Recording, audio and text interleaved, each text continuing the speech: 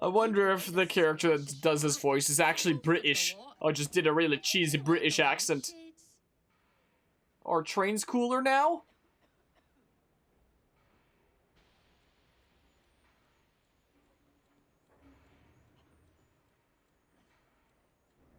Was that the Assassin's Creed Black flag over there? In the train? Is that what that was? Okay, it's the hideout locomotive. Oh, that's Scottish, whatever. Scottish, British, same thing, not really, you know what I mean. Whatever. Yeah, maybe that's what the couplings were made of. I don't know if a couple punches will be good enough to take it out though. Alright, so we've done 2 of our targets now. So I can do sequence 8 if I conquer 2 more boroughs. So do I just want to do that and do things like slightly out of order? Because like, I have one last thing left in the Thames. The Thames or whatever the heck. And one more thing left in Southwark. So I can just like do them. In fact, I'm like right close to this one, aren't I? Look, it's right over there. Look, it's right there. So we can just like, oh wait, before I skedaddle out of here, I should probably really quickly before I forget yoink. Okay, that's not a whole lot of funds there, but okay, this away. But yeah, trying to apply your knowledge to this game is slowly breaking you. Were there any secret train hideouts in the time period like this? All right, jump off, please. Please jump off. What? Okay, well, there we go. Let's leave the train hideout for now. That's what we do. But yeah, a few things wrong bug you a lot. I guess it's not the super historically accurate thingamabob. But yeah, the same thing. Aggressive bagpipes begin playing in the background. Yeah, well. I'm at a loss for words now. I don't even know what to say anymore. What do I say about things anymore? Anyway, in some other news with some things happening over in the land of real life shenanigans. That old truck, I don't know if I've mentioned yet, but that old Fargo truck that we're looking into potentially restoring in the near future. We were trying it out and like, you know, just trying to see if we could get it running, and it does run, and it actually sounds pretty not half bad, which is really neato considering it's 70 years old. But the fuel filter is like stripped from age, and so it's leaking fuel. So like currently it works, but only if you're willing to like have it be set on fire from it leaking fuel or something. So we're currently looking into a fuel filter and whatnot. So once we get a new one of those, it'll at least be runnable. And apparently the brakes are borked, so we're gonna have to fix the brakes. And then after we do that, then it'll at least be drivable. You know? Well, I mean, it'd be drivable after fixing the fuel filter. You just have to be willing to go without having the ability to stop, you know? Or something like that. Where's this chest at? Anyway, so that's the old vehicle update in terms of some stuff to talk about there. But yeah, there are a ton of abandoned railway tunnels in the UK, like a lot. But I think those tunnels were made in World War I or World War II, huh? So it would have been after the time period of this game. How the heck do I get in here? How the hell? Oh, maybe here? Can I? No. And now I gotta go all the way past this because there's no way to cancel it. Unfortunately. But yeah, in terms of things to talk about, that's the vehicle update, I guess. That's really it. It's a short update. But is the update all the same on the situation with that? Alright, so let's just sneaky this way. Whee! Alright, kill the target using hanging barrels? Oh, whatever. Escape the area. Okay, can I air assassinate from here? Nope. No. Can I air assassinate from here? Nope. Alright, I'm doing that then, I guess. My ass! Oh, okay. I don't... That's something that never happened, like, before Assassin's Creed Unity. It was just in Unity and this game where you sometimes just straight up stab someone in the ass and they'll, you know, grab it like they're just like, oh, what the heck? Did it happen sometimes in the Americas games? I don't know. I don't know. Speaking of real life, actually managed to find a house. Did the paperwork a couple of days ago, and on the weekend, you'll be boxed up all your big stuff and moving there. Oh, nice. Congrats on that. I hope, oh, so that's the gang war thing, Rob. I hope the move goes well. Was it a reasonable price, or was it a freaking ludicrous price, what with the, market right now? Because that housing market nowadays, I'm really, really glad that I'm not currently looking to a place, because the things I hear about the current housing market are scary. Current housing market, the current vehicle market, so many current markets are real scurry right now, quite frankly. I thought I marked it unmarked it. Actually quite reasonable. Okay. Well, that's pretty nice then. I hope that the move goes super well then. That's nice. So away we go. I really can't go around. Oh, it's just really specific. Can I go around? What the? Okay, well, cool, I guess, or something. Alright, so if we do this gang war, that means that we conquer this borough. And then, why do I feel like I'm entering like a Dark Souls boss arena? What's with the opera singing that's suddenly starting? Well, I thought, well, not quite opera. More of just like a Dark Souls, like you're about to face a big boss kind of singing there. You know, this is what it's like. I don't know how to describe it there. Gang war. Fight Octavia Plum's gang and conquer Southwark. Okay. Let's do it. Let's do the thing. Julie! Do the thing! Miss Plum is no longer head of the Southwark Blighters, and they go into this fight leaderless. Rooks have good odds.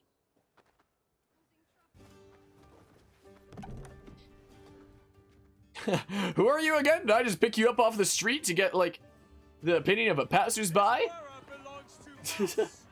Imagine. Alright, time to fight. Yeah. Assassin's Creed Syndicate. The Assassin's Creed game in the Industrial Revolution. The Victorian era game where you're Spider-Man and also do gang wars. What a strange video game, huh? Wait. Did we just do it? Was it I killed like 3 guys. Okay, that was easy, I guess. I killed like 3 guys. Yeah, we should rally around that guy, yeah. Such a weird video game. And the whole Assassin's Creed series is definition of like what the hell sometimes. Like at least the later titles where I don't know what happened to some of the direction. I'm actually debating about doing a video essay in the near future here about a few different games. You enter and you see a health bar on the bottom of the screen that says Gang of Rotten Darkness. Yeah, that's what's gonna happen in this. Family, oh, I like these little historical fun facts. Anyway, I was actually thinking about doing a video essay in the near future. I was recently thinking about the idea of like what it means to grow with an audience. And I started thinking about that in respect to a few games like Pokemon, like Assassin's Creed, like Zelda, a few different titles. So I actually started writing a script, and I don't know if it's gonna be like one of those spur of the moment kind of essays where I just feel like making it in the now, but I don't stay committed. It just becomes like one of those projects where it's like, it was a cool idea at the time. Or if I'm actually gonna stay committed and see it through. But I have been experimenting with this this idea of going through a kind of rapid fire round of like a bunch of different video games and how they've changed over time, and just basically use it as like my excuse to, you know, be talking about a bunch of video games in ways that I either haven't talked about or video games that I haven't talked about on the channel in a video essay format yet. Just as the excuse to like, you know, go through and properly talk about some of these series and how they've changed over time and whatnot. And one of the things that I would very much talk about is what Assassin's Creed did to the whole modern day plot line, and how it in the earlier titles, gosh dang it, started how the earlier titles were always doing like new things with already established plot elements. Did I fail this one once? I don't remember.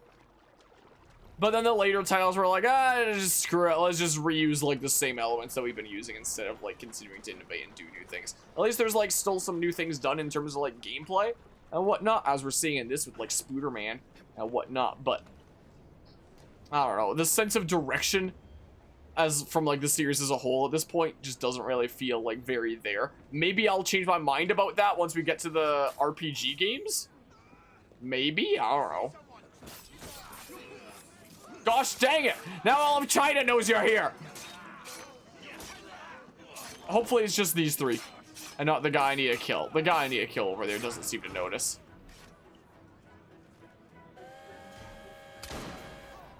I'm out of here, see you later. Alright, bye! Okay, bye. Wait, did I fail? Wait, Templar Hunt. I thought I needed to kill the guy. What? I'm so confused right now. Wait. Oh. Locate. What? Is it? What? I gotta kill this guy too? Alright, I'm out of here. I'm out of here now. Now I escaped the area. Okay. Reload? Once again, the reload button does nothing.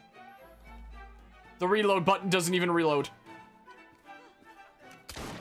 No, the reload button shoots! Gosh darn it! Oh, man. Why would you have a prompt that says reload and then when you click it, it doesn't even reload? Like, I'm so confused. My goodness gracious. But yeah, let's see here. Honestly, how games have changed video essay would be interesting. Yeah, tackling some specific games there. I do want to, one day I do want to do, like, a big encompassing video essay on, like, the gaming industry in general and how that's changed in a lot of regards. Like, you know, with things changing towards games as a service, for example.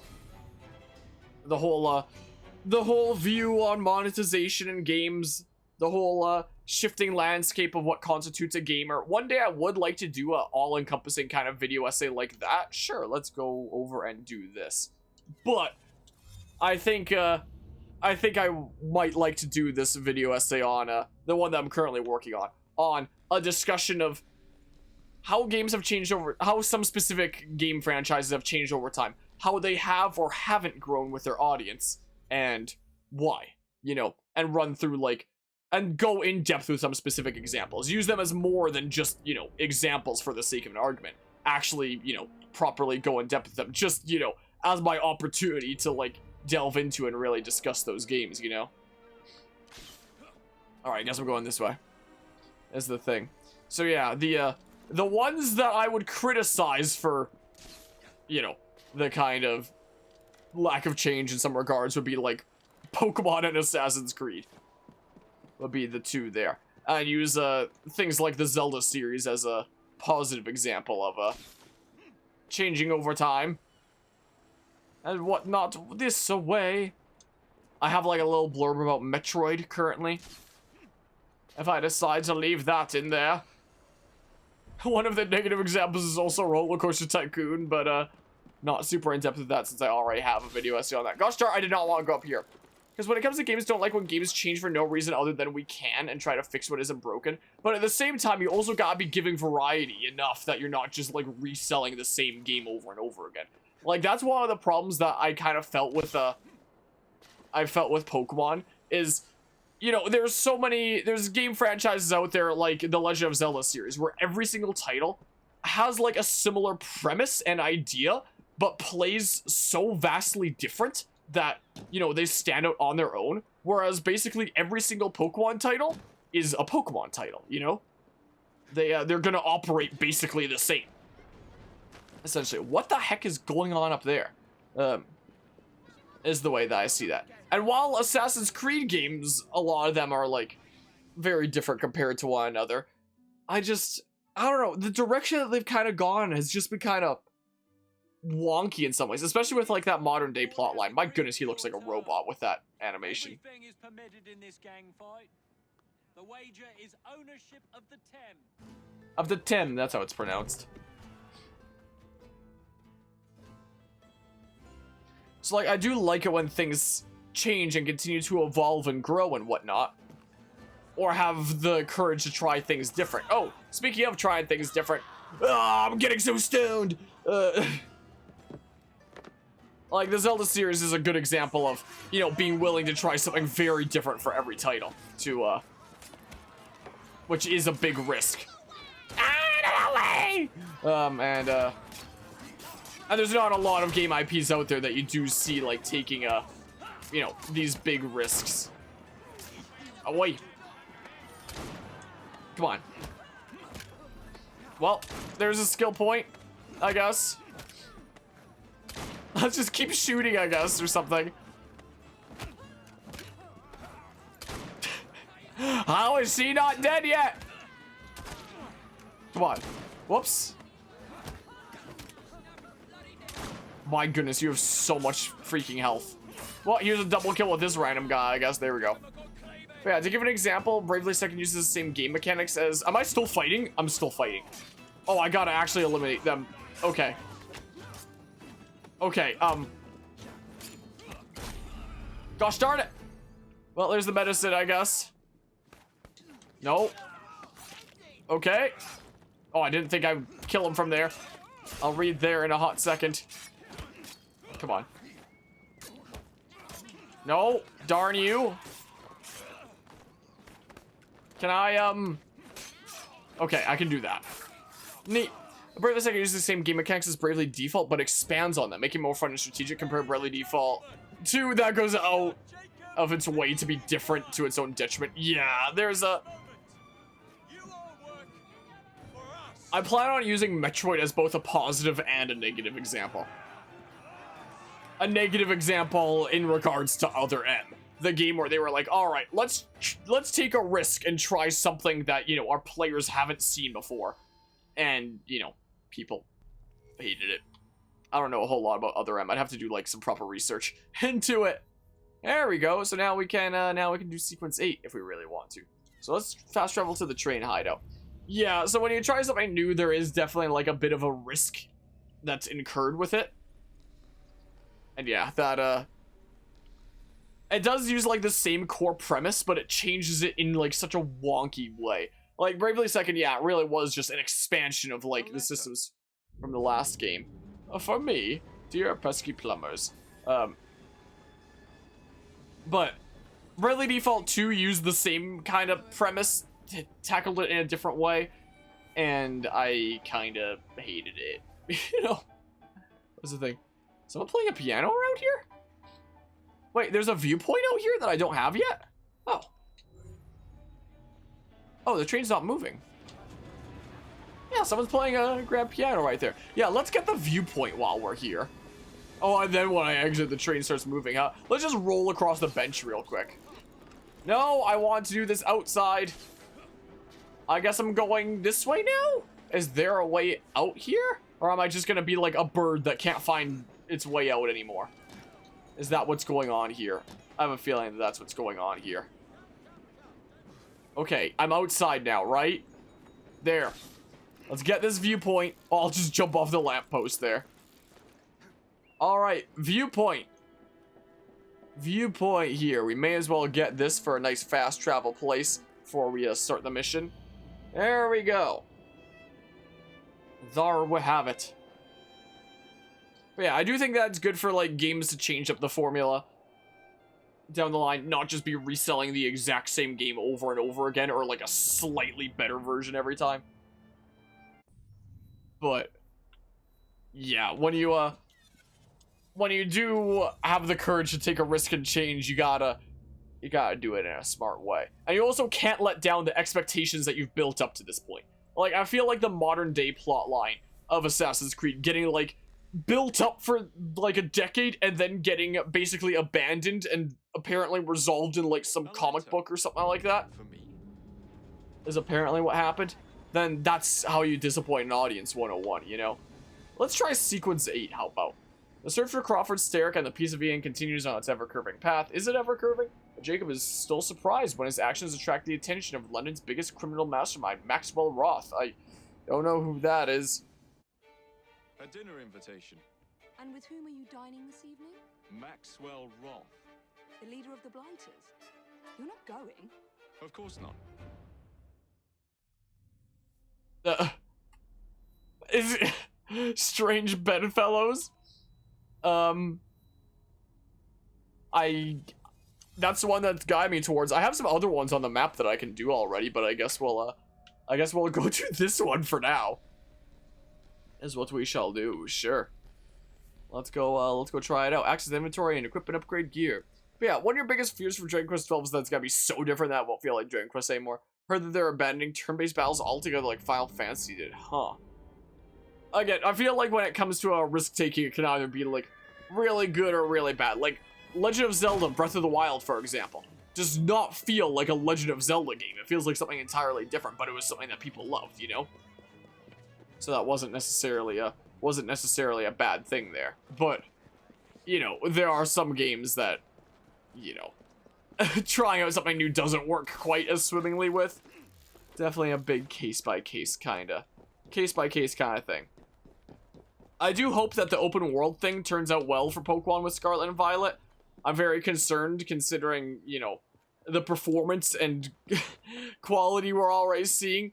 That makes the game look like it's not done, but in terms of the open world aspect there, it is cool to see that Pokemon's finally trying something new.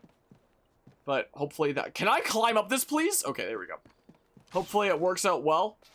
At least, like, the way that it handles progression is going to be new. It seems like the battle system is still going to be the same thing that it's been for the past, you know, decade and a half, even though Legends Arceus tried something that was actually kind of new and cool. Guess that's just getting thrown down the drain. You know, thinking about wacky comments that I've gotten on that Legends Arceus essay, when I was... One of the points I had in the Legends Arceus essay was I was praising the game for doing something new with its combat and having like an actual kind of intriguing system in there that helps change up the formula and be like a breath of fresh air. That was one of the things I was praising for Legends Arceus. And one of the comments that I noticed that I got semi-recently was somebody calling me like a filthy casual and saying that it's only fun for me because I don't play Pokemon games for real, and anybody that truly understands them would clearly hate the systems. And I was like, I didn't respond to it. I just looked at it and I was like, okay. Anyway, so I got some strange comments sometimes. They come in all types. Jacob accepts Maxwell Roth's invitation to meet. Yeah, let's go.